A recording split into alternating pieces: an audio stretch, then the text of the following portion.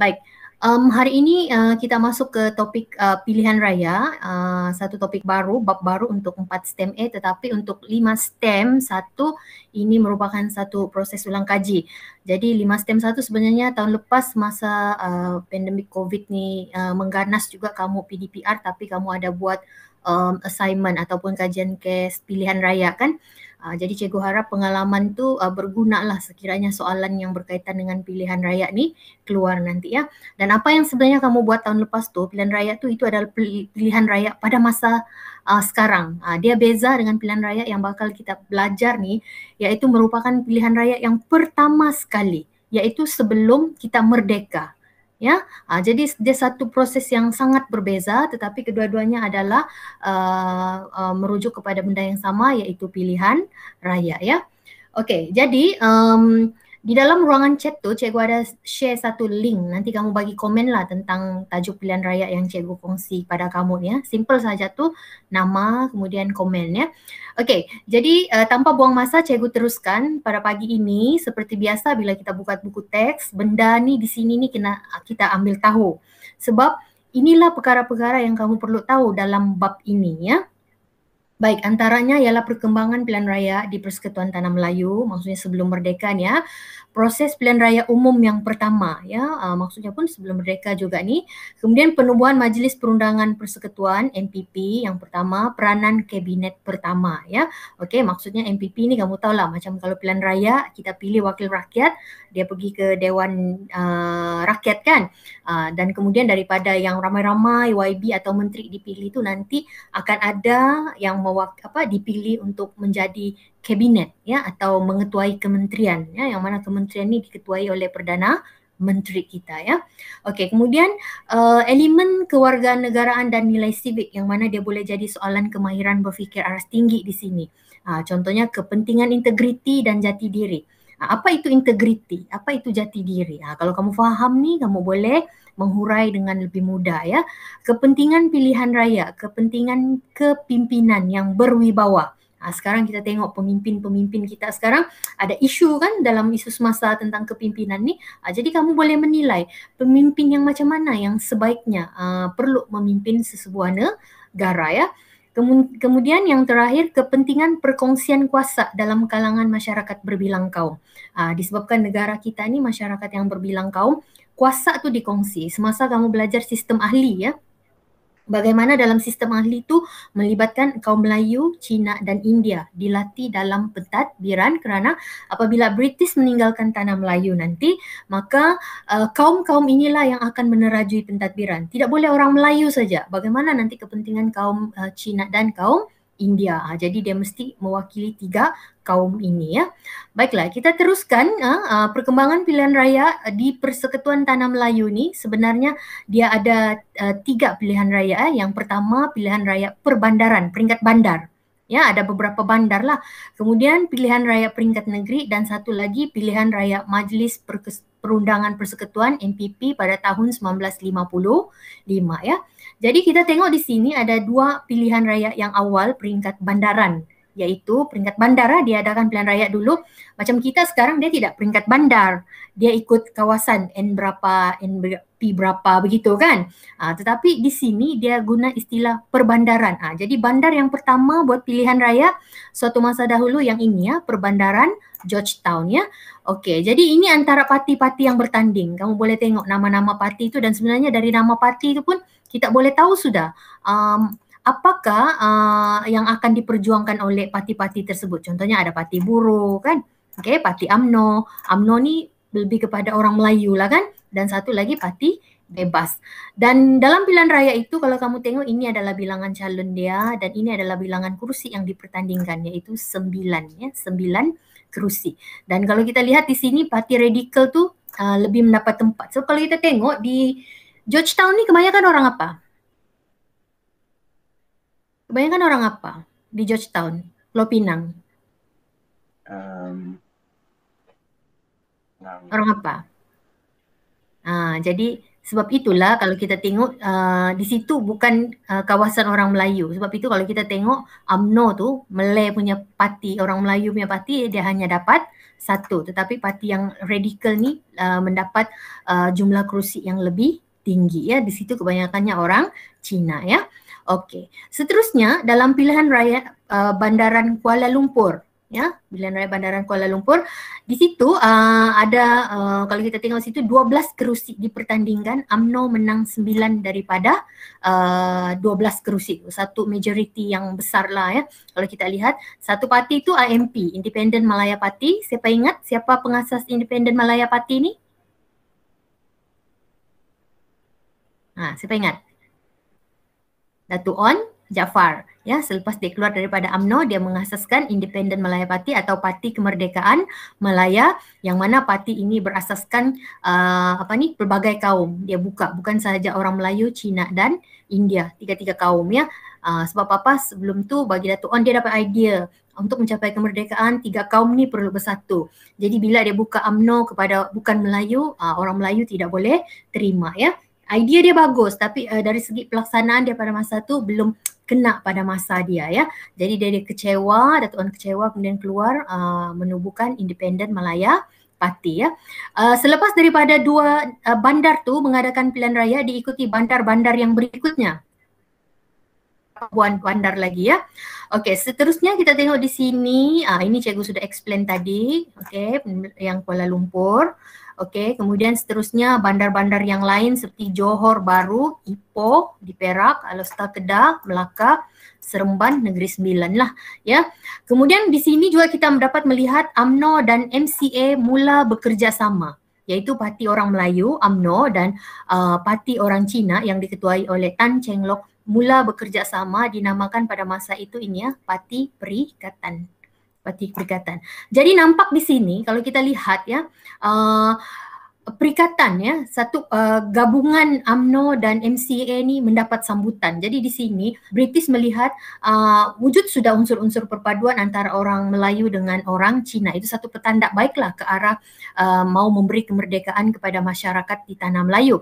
Sebab mustahil bukan mustahil, sukar untuk memberi kemerdekaan kepada orang kemerdekaan dengan hanya orang Melayu menguasai tampuk pemerintahan. Jadi nanti bagaimana kebajikan orang bukan Melayu kan? Okey. Kemudian Perikatan UMNO dan MCA ni memenangi banyak kerusi ya, 226 daripada 268 kerusi. Jadi di sini memberi satu gambaran lagi bahawa orang Cina, orang Melayu sudah mula saling menerima. Ini menunjukkan perpaduan kaum antara dua kaum ini semakin kuat ya. Okey, seterusnya kita lihat pilihan raya umum yang pertama ya, iaitu merintis kepada jalan kemerdekaan. Ingat ya, pilihan raya umum pertama ni sebelum merdeka. Pilihan raya yang kamu tengok sebelum ini tahun 2020 adalah pilihan raya yang selepas merdeka yang orang cakap sudah establish. Establish pun masih ada penambahbaikan. Jadi yang pertama ni macam mana diorang mau lakukan? Jadi sebenarnya banyak persiapan lah ya. Okey, kemudian kita tengok Raja-Raja Melayu bersetuju mengadakan pilihan raya dan memilih anggota Majlis Perundangan Persekutuan. Majlis Perundangan Persekutuan ni seperti yang cikgu cakap tadi, kalau hari ini merujuk kepada Dewan Rakyat ya. Selepas pilihan raya, mereka yang dipilih ini nanti akan pergi ke Dewan Undangan Negeri dan Dewan Rakyat, dan di Dewan Rakyat nanti mereka akan dipilih lagi untuk membentuk kabinet ya. Jadi antara perkara yang mereka fikirkan yang perlu diselesaikan ini banyak penentuan sempadan. Macam contoh kalau kita mengadakan pilihan raya, kawasan Sepanggar sempadan dia sampai mana? Sebelum ni tidak ada pilihan raya, jadi tidak ada sempadan. Okey. Jadi sekarang mereka mau tentukan sempadan. Macam hari ini kita ada jelaskan sempadan. Macam contoh kalau saya pilihan raya, saya mengundi di Ketiau. Jadi di Ketiau tu kawasan tu sempadan dia sampai mana? Ketiau dengan Putatan bersebelah, tetapi dua kawasan yang berbeza. Di mana dia punya sempadan? Dan biasa sempadan tu adalah sungai ya. Okey, sudah menentukan sempadan, maksudnya sudah tahu. Contohnya kalau Farish mengundi di Taman di SMK Bandaraya sebab dia tinggal di area Taman Cerah. Tapi mungkin orang yang tinggal di Tamparuli dia mengundi di kawasan sekian-sekian lagi ya yang berbeza sebab dia punya sempadan berbeza. Okey, sempadan settle. Okey, kemudian sekarang ditentukan lagi pendaftaran pengundi. Ini juga mengambil masa. Kenapa? Sebab orang pertama kali mau mengundi, mau menyedarkan orang, oh perlu mengundi. Orang tanya, apa tu mengundi? Bagaimana tu mengundi? Jadi banyak proses perlu dibuat untuk menjelaskan kepada orang untuk mendaftar sebagai pengundi dan proses pendaftaran pengundi itu sendiri. Macam sekarang kalau kita mau mendaftar sebagai pengundi, macam kamu kalau layak 18 tahun mengundi atau 21 tahun, kamu akan mendaftar sama ada mungkin di shopping mall, dia buka counter, kamu mendaftar di situ. Atau mungkin di pejabat pos atau mungkin ada van bergerak. Pendaftaran yang dilakukan secara mobile lah bergerak. Tapi satu masa dahulu dia berbeza. Jadi ada diwujudkan tempat-tempat khas, balai raya kah dan dewan-dewan tertentu, okay, untuk dijadikan sebagai pusat pendaftaran mengundi. Penting ada pendaftaran pengundi, even hari ini pun, sebab kita mau tahu dia dari kawasan mana, okay, dan adakah dia memang penduduk asal di situ dan sebagainya. Pada hari ini lagi sangat penting. Okay, kalau tidak daftar mengundi nanti kita tidak tahu orang dari negara mana mengundi pemimpin kita pada hari ini ya. Okay, penamaan calon. Okay, apa itu penamaan calon? Siapa boleh bagi tahu cikgu? Ada idea apa itu penamaan calon? Ada? Irfan boleh bagi tahu cikgu apa penamaan calon, Irfan?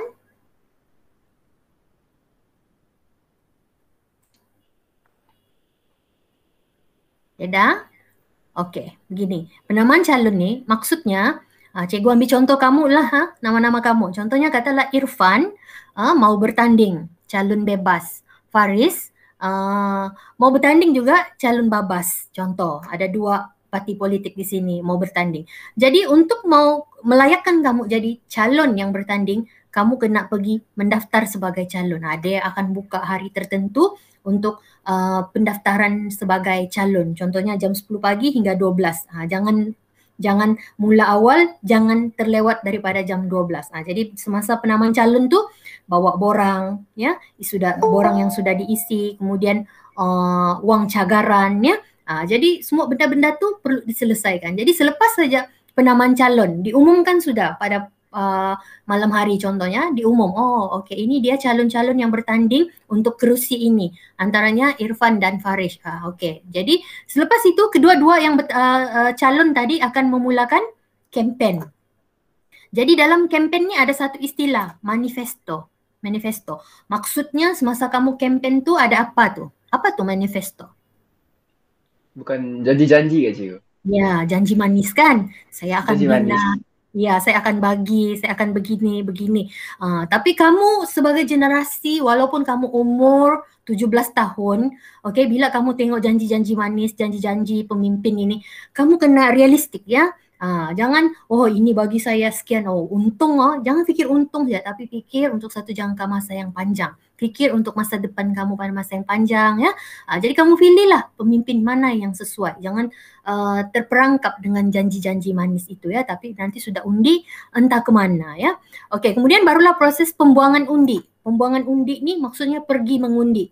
Bawa identiti diri atau kad pengenalan, cek di situ. Okey, kalau dulu orang pergi mengundi baris saja mengundi ikut mana-mana kaunter. Tapi sekarang dia beza kan? Dia buka 5 kaunter, macam apa tu dia aliran 1, aliran 2, saluran 1, saluran 2 sampai saluran 5. Macam contoh kalau cikgu saluran 3 ni untuk golongan umur yang 40-an. Saluran 1 ni untuk umur yang macam contoh 60 begitu. Jadi dia baguslah, sistem tu dibaiki. Kalau dulu tidak, kau 40 kah, 50 kah, 21 kah, satu kali baris. Jadi panjang barisan tu. Tapi bagus juga sekarang dikenali sebagai Suruhanjaya Pilihan Raya. Mereka guna cara ni. Maksudnya kalau orang yang berumur sekian-sekian, contoh kalau orang tua di saluran tertentu, proses dia lebih cepat. Mereka sediakan kerusi roda dan sebagainya. Jadi satu perkembangan yang baguslah dalam sistem pilihan raya. Selepas sudah kita membuang undi, dulu kalau kamu tengok peti-peti undi dulu hitam kan?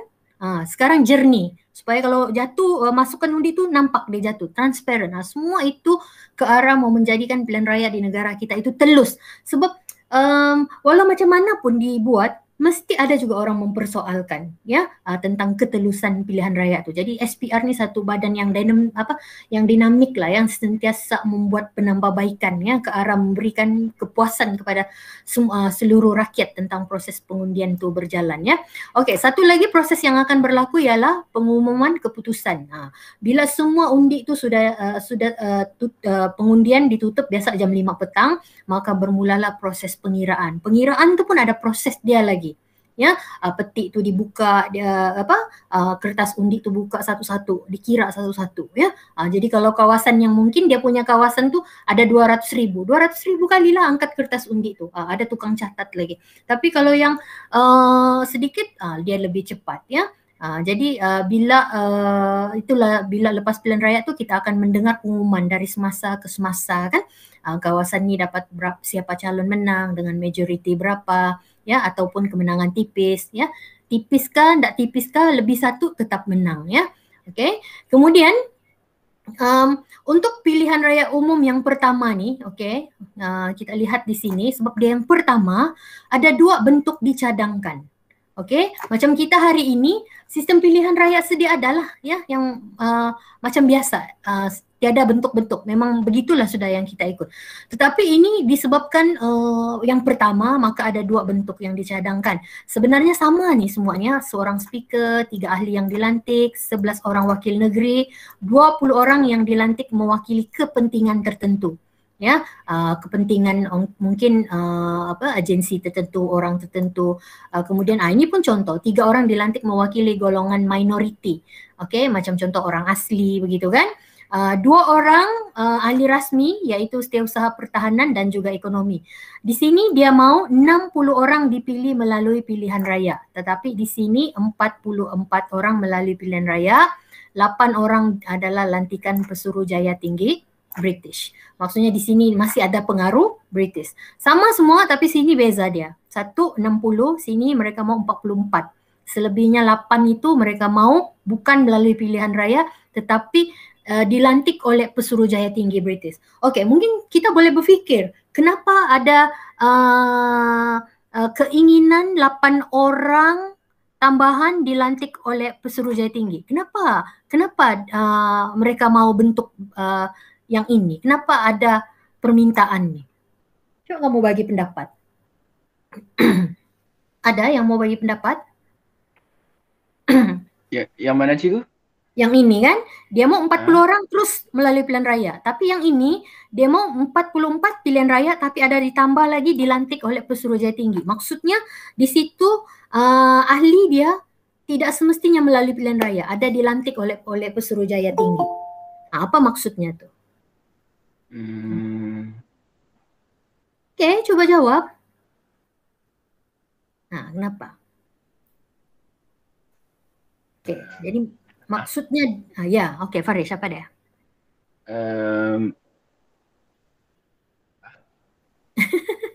Maksudnya ada daripada dua pihak kan cikgu yang melantik nih, satu daripada orang daripada rakyat, satu daripada kerajaan lah kan lebih kurang. Ya, dia mau pada masa tu masih lagi dia mau minta 8 orang dilantik oleh Pesuruhjaya Tinggi British. Kenapa ada permintaan begini? Kenapa ada usaha mau lagi daripada pihak British? Sedangkan kita boleh pilih saja terus melalui pilihan raya, tapi yang di sini dia tambah, dia mau 8 lagi daripada Pesuruhjaya Tinggi British. Ini pendapat saya lah cikgu. Pada pendapat saya mungkin kenapa mereka menyuruh pihak British untuk memilih 8 lagi orang, hal ini kerana mungkin mereka pada masa tersebut mereka merasakan yang pihak British ni arif dalam hal ini kerana pihak British merupakan salah satu kuasa asing yang terbesar pada masa itu. Mungkin mereka merasakan dari segi pemikiran pihak British sangatlah agung daripada hal-hal tersebutlah. Jadi mungkin mereka mengambil pihak British sebagai panduan lah dalam hal ni. Ya, cikgu, ya terima kasih Faris. Cikgu boleh terima ya. Maksudnya di sini kalau kita mau mentafsir fakta ni kan, betul lah Faris cakap tu. Mungkin dari segi pengalaman, mungkin dari segi pengalaman, memang British ada pengalaman yang begitu luas kan. Kemudian yang kedua, mungkin mereka mahukan cadangan tu supaya British ni yang mengenali pemimpin-pemimpin dalam kalangan orang di tanah Melayu yang sesuai, mungkin tidak terpilih melalui pilihan raya tetapi mempunyai potensi yang sangat bagus, ya. Nah, bukan yang bagus, yang sangat bagus, yang sesuai dimasukkan dalam MPP ini supaya dapat membantu dari aspek pentadbiran. Dan kalau kita, makasih ya Faris, kalau kita begitu ya kelas, tidak ada jawapan yang salah, tapi kita cuba berbincang untuk percambahan idea, ya. Okey, kalau kita lihat di sini Tengku Abdul Rahman dia memilih bentuk A, ya. Sedangkan ada yang memilih jawatan kuasa pilihan raya memilih bentuk B.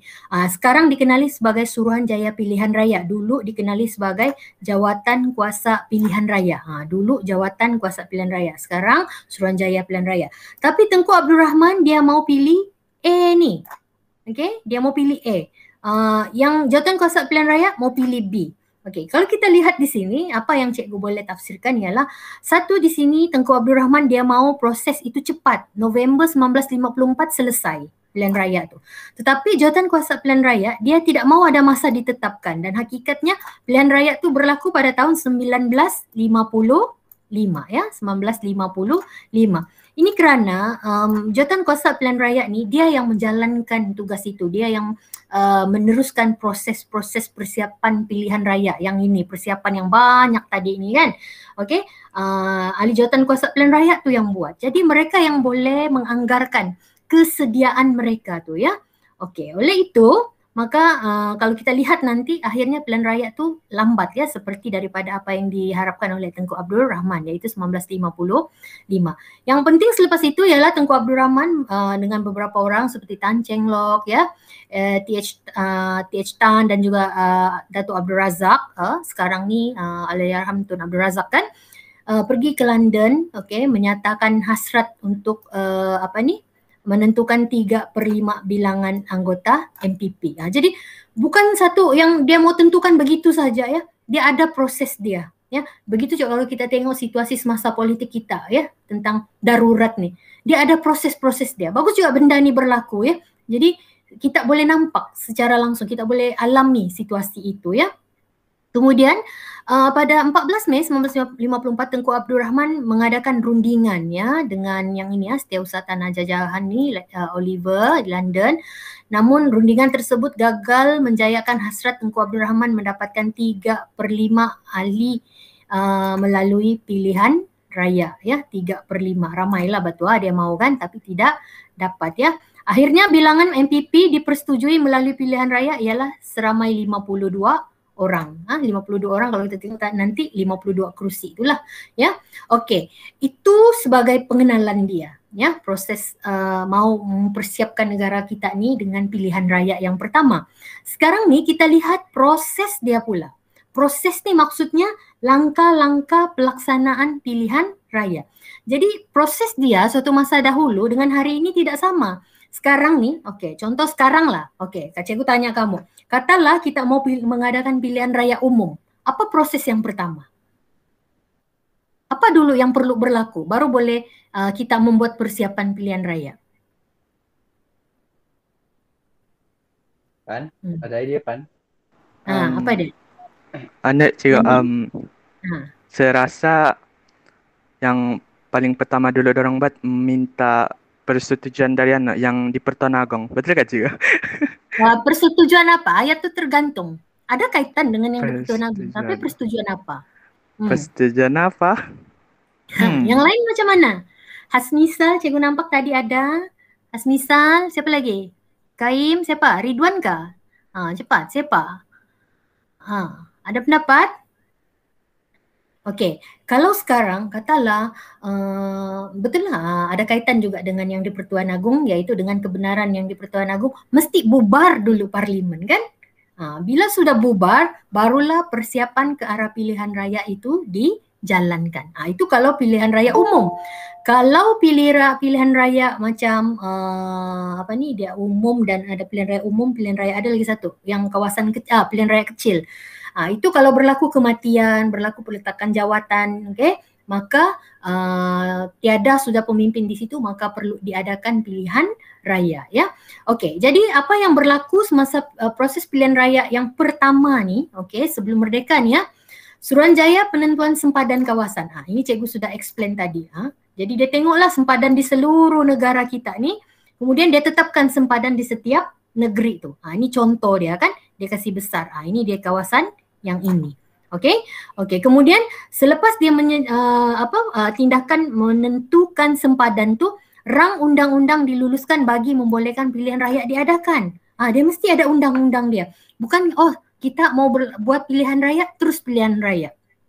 Bukan begitu ya, dia mesti ada undang-undang dia. Macam contoh kalau kita mau mengenakan, okey, sekiranya semasa pandemik ni ada yang buka kedai sekian-sekian begitu kan, lebih daripada jam 10 malam, okey, akan didenda dan sebagainya. Itu ada undang-undang dia, bukan cakap terus jadi undang-undang tu. Dia ada proses dia tu ya.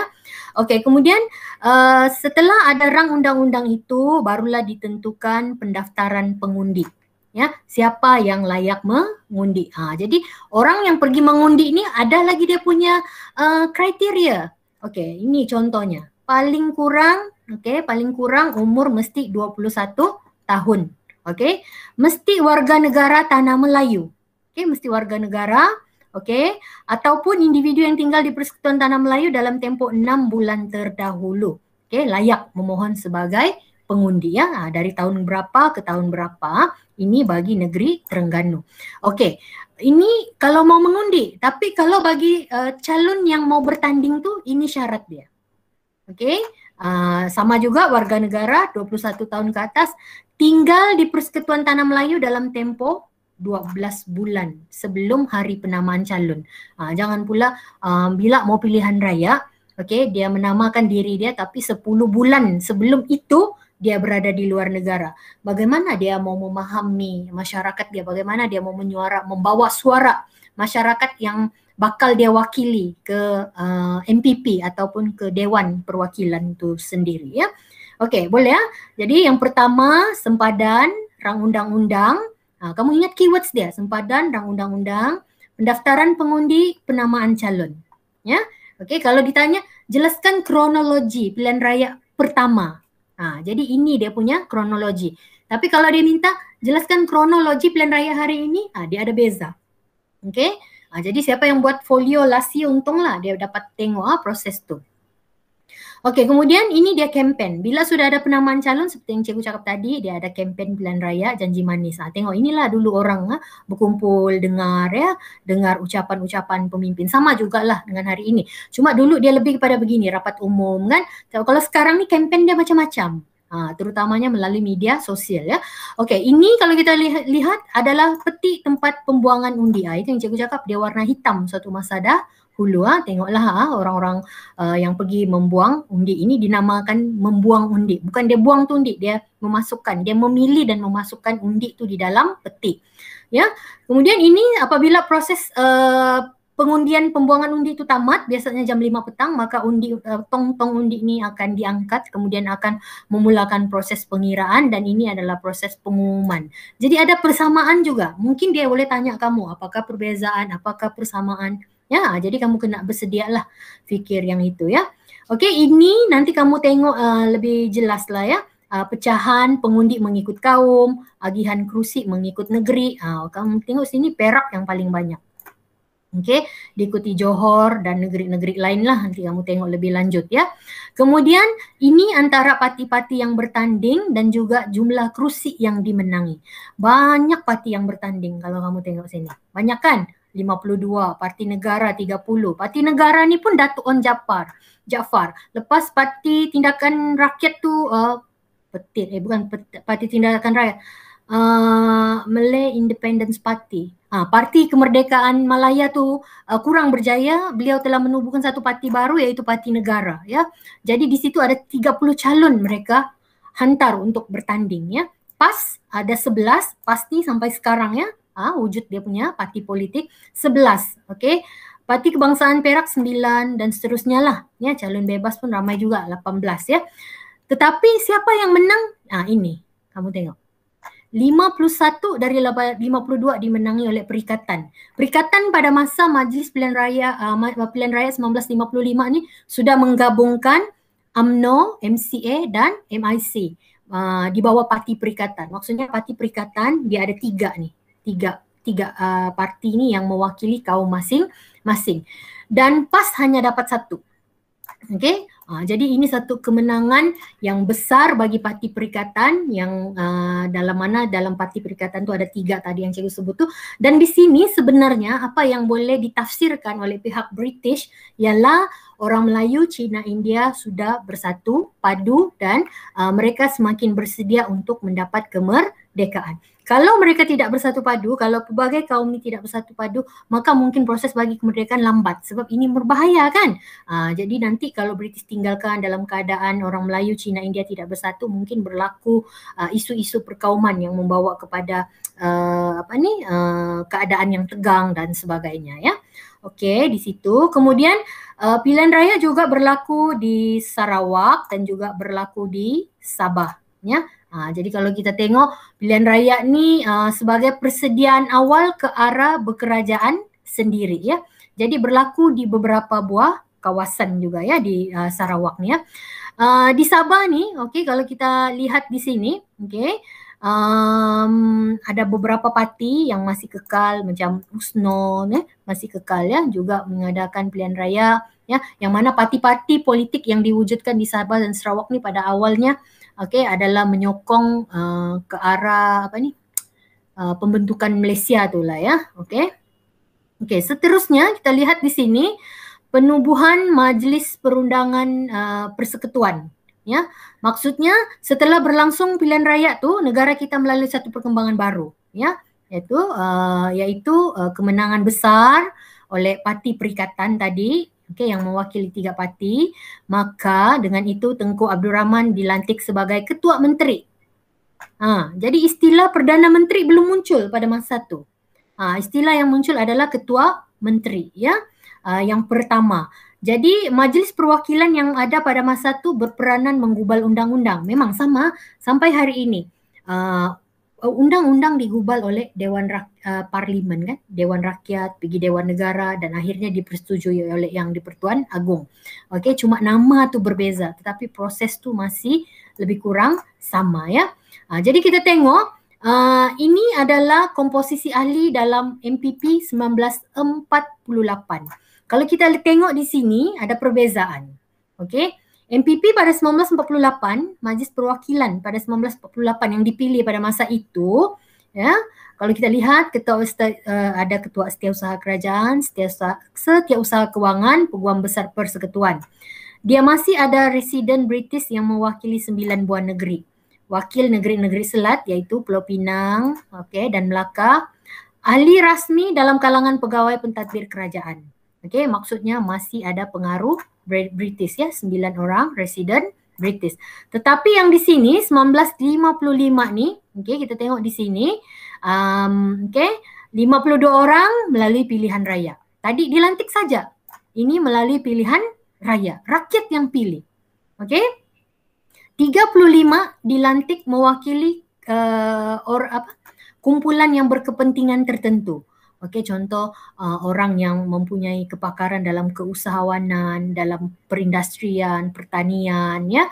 Kemudian 11 orang menteri besar.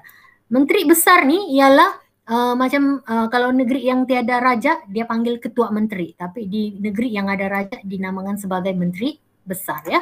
Kemudian 2 orang wakil negeri-negeri selat, Pulau Pinang dan Melaka. Jadi semua jumlahnya adalah 100. Jadi ada perbezaan. Di sini dipilih, di sini ada melalui pilihan raya dan juga dilantik. Dan di sini kalau kita tengok, dia tiada sudah yang 9 orang residen. Tiada sudah 9 orang residen. Jadi sebenarnya ini yang penting. Daripada cerita dua ni, ini, yang penting dia ini, tafsiran dia. Ya, jadi nanti cuba baca. Ya, kerajaan diketuai oleh Tengku Abdul Rahman. Proses pertukaran dan pembaharuan berlaku secara berperingkat. Pesuruhjaya masih memegang tampuk kepimpinan atasan. Masih. Sebab belum merdeka. Jadi masih ada Pesuruhjaya tinggi British tu kan. Kemudian keanggotaan MPP menyaksikan perkembangan penting amalan demokrasi di negara kita, ya. Okey, jadi maksudnya MPP itu dipilih melalui proses pilihan raya, dan proses pilihan raya itu merupakan satu amalan demokrasi, ya, amalan sistem demokrasi. Okey, seterusnya, okey, kita tengok yang ini. Okey, peranan kabinet pertama. Siapa jadi ketua kabinet pertama tadi?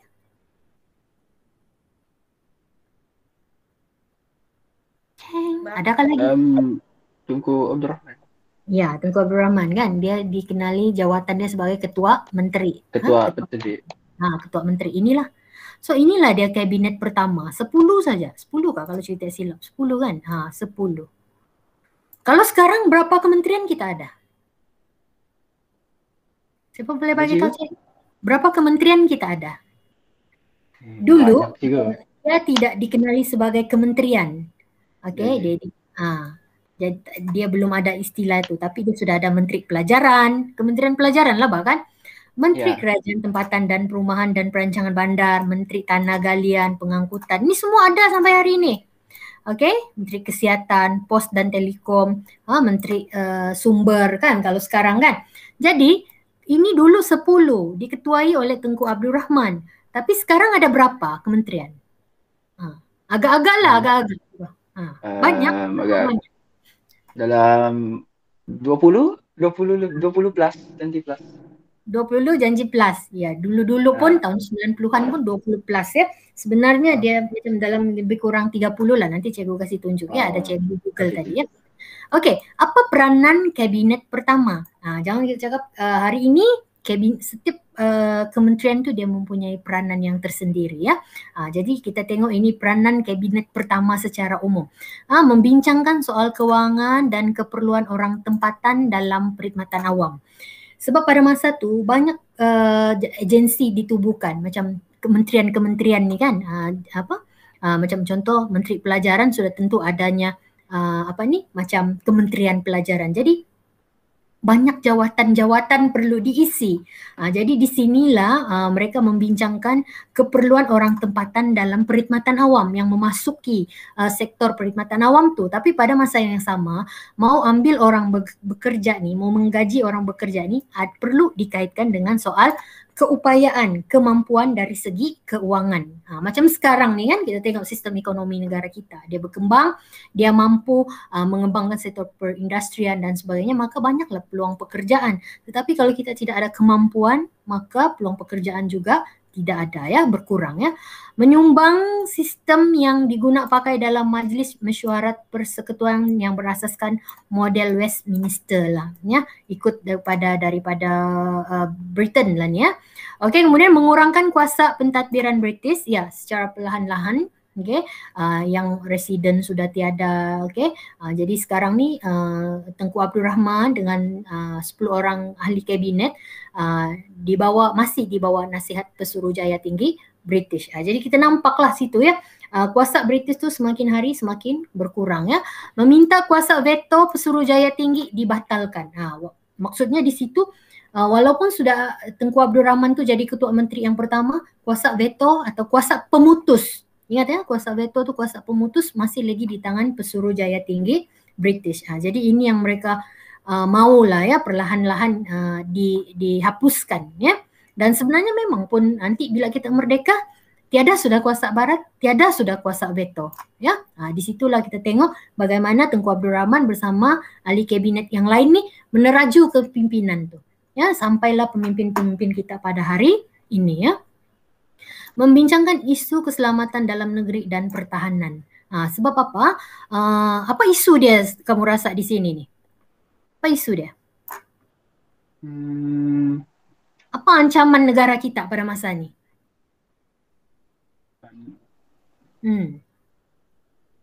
Apa ancaman kita? Lanun? Ancaman komunis. Ya, komunis. Sebab komunis tu dari tahun 1948 hingga 1960, 12 tahun. Daripada sebelum kita merdeka sampai kita merdeka. Dan perlu kamu ingat, macam form 4 kamu baru belajar komunis, kamu mesti tahu bagaimana ancaman komunis tu, kita berperang sebenarnya, perang secara fizikal. Tapi nasib baik pada masa itu kita ada pegawai British yang hebat seperti Sir Gerald Templar, bagaimana dia mengatur strategi. Dia tengok komunis begini, dia fikir apa tindakan dia. Contoh yang dia buat, perkampungan baru, rancangan BRICS tu kan. Kemudian dia libatkan orang asli dalam sistem pertahanan. Dia buat perang saraf, memberi penawaran pengampunan, bagi ganjaran siapa dapat tangkap Cheng Peng. Semua itu dilakukan oleh Sir Gerald Templar. Dia dengan membuat penilaian, oh ini akan menyebabkan kelemahan dalam sistem komunis begitu. Tetapi selepas kita merdeka, kita masih ada lagi ancaman komunis, iaitu sampai 1960, ada beberapa tahun lagi. Jadi pada masa itulah Tengku Abdul Rahman meneruskan usaha-usaha bagi membendung ancaman komunis tu ya. Jadi memang perlu dibincangkan aspek keselamatan dalam negeri dan juga pertahanan ya. Okey, cikgu rasa cukup di situ, okey, penerangan cikgu. Jadi nanti kamu baca lagi. Jadi cikgu harap cikgu sudah memberi satu gambaran yang lengkap lah ya, walaupun secara mungkin sepintas lalu tentang pilihan raya yang pertama ni. Okey, sebelum kita berakhir, ada apa-apa soalan? Saya ada satu soalan cikgu pasal undi-undi. Kalau contoh cikgu. Kalau contoh kan ada 2 orang ni, dia mengundi untuk satu kawasan. Dan hasil undian tu diorang dapat seri. Macam mana tu cikgu? Kira balik. Oh, kira balik. Kira balik. Oh. Kira balik. Okey. Kalau sama lagi. Kira lagi. Oh, okey. Kira lagi. Kalau sama lagi, itu tidak pernah terjadi lah. Cikgu pun tidak berani mau cakap apa-apa kan.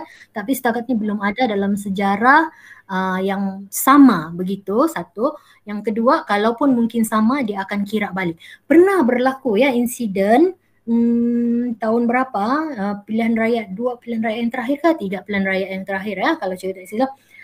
Ada satu insiden pengiraan tu dibuat, satu calon tu dia kalah 15 undi. And then dia minta kira balik.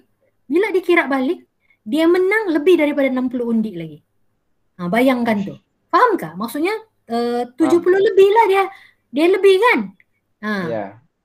Jadi maksudnya di situ sebab mungkin kadang-kadang ialah yang mengira ni manusia biasa.